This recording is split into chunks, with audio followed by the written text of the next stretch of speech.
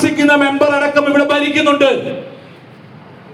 ആ കെട്ടിടം പൊളിക്കണമെന്ന് ബഹുമാനപ്പെട്ട ഹൈക്കോടതി അടക്കം ഉത്തരവിട്ടിട്ട്, ഓംബുഡ്സ്മാൻ അടക്കം ഉത്തരവിട്ടിട്ട് അതിന് ഒരു പുല്ല് വില പോലും കൽപ്പിക്കാത്ത ജനപ്രതിനിധി, ഒരേ സമയം സർക്കാരിന്റെ രണ്ട് ശമ്പളം കൈപ്പറ്റുന്ന ജനപ്രതിനിധി ഇവിടെ ഉണ്ട്.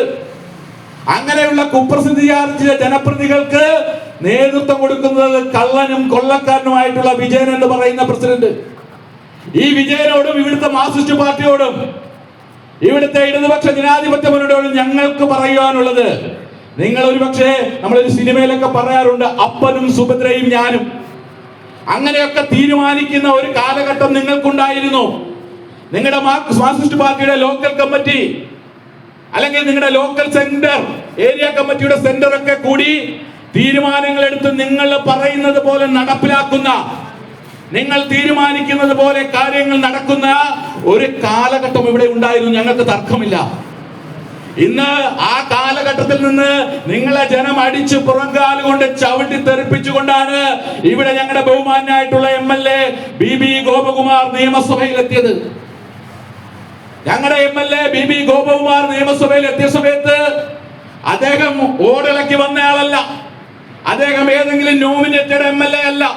ഇവിടുത്തെ ജനങ്ങൾ 52,000 വോട്ട് കൊടുത്ത് 14,500 വോട്ടിന്റെ ഭൂരിപക്ഷത്തിൽ ജയിച്ചുകൊണ്ട് ഇവിടുത്തെ ജനങ്ങൾ ഒന്നാമതെത്തിച്ച ഞങ്ങളുടെ MLA.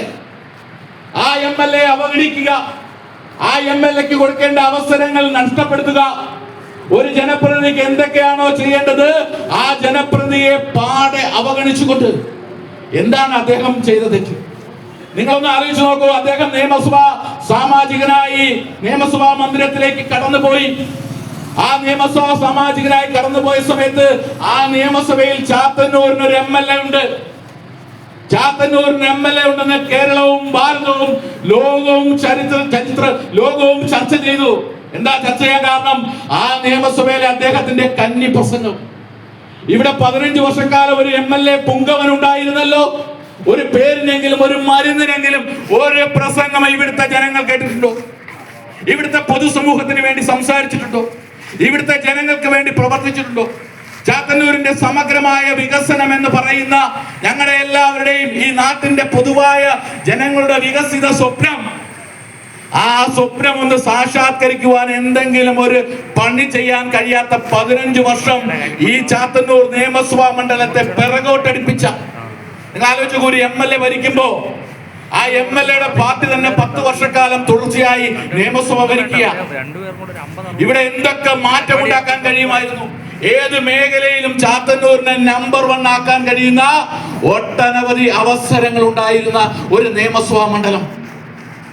ആ നിയമസഭാ മണ്ഡലത്തെ തച്ചു തകർത്ത ജനപ്രതിനിധി, ആ നിയമസഭാ മണ്ഡലത്തെ തച്ചു തകർത്ത CPM-ഉം CPI-യും അടക്കമുള്ള ഇടതുപക്ഷ ജനാധിപത്യ മുന്നണി, ആ മുന്നണികൾ ഇന്ന് ഇവിടുത്തെ നിങ്ങൾ ആ പരാജയത്തിന്റെ ഉത്തരവാദിത്വം നിങ്ങൾ ഏറ്റെടുക്കണം.